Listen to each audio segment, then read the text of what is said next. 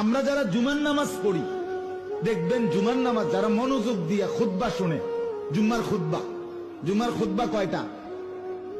দুইটা। ও মাতে না, কারণ আমরা তো আইয়ে তো একটা 27-এ, বুঝেন না? আমরা বুঝবো করতে দুইটা না একটা। আল্লাহ কইতারে জিঙ্গালি করবো কেন? হেবাটা তো আসছেই কি 5 মিনিট আগে, সালামটা ফিরাইতে দেরি। ইবলিস শয়তান এমন ভাবে কামড় দেয়, সাথে সাথে বাইরে যায়। 2 রাকাত রাসূলুল্লাহ সাল্লাল্লাহু আলাইহি ওয়াসাল্লাম বলছে, খাঁচার মধ্যে পাখি যেমন ছটফট করে, মুনাফিক মসজিদে এমন ছটফট করে। রাসূলুল্লাহর হাদিস, আল মুনাফিকু ফিল মসজিদ কাত্তাইরি ফিল কাফাস।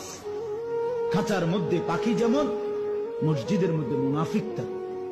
নবী বলেন, পানির মধ্যে মাছ যেমন, মসজিদের মধ্যে মুমিন তেমন। সুবহানাল্লাহ।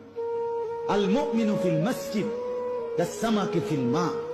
পানির মধ্যে মাছ যেমন আরামে থাকে, মসজিদের মধ্যে মুমিন এমন আরামে থাকে। এজন্য বন্ধু, যারা শুধুমাত্র শুক্রবার দিন জুমার নামাজ 2 রাকাত পড়ে চলে যান, ইমাম সাহেব যে এরপরে 4 রাকাত সুন্নত পড়ে, এটা ইমাম সাহেবের বাপের সম্পত্তি। হ্যাঁ, কথা বলেন না কেন? কথা বলেন। এটা ইমাম সাহেবের বাপে কইছে পড়তো নাকি?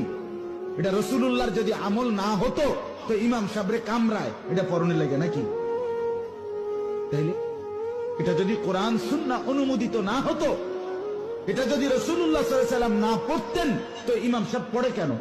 বছরের পর বছর ধরে লক্ষ লক্ষ আউলিয়া, বুজুর্গ, উলামা, মুহাদ্দিসিন, ইমাম, খতিব, ওনারা পড়ে কেন? আপনি পড়েন না কেন?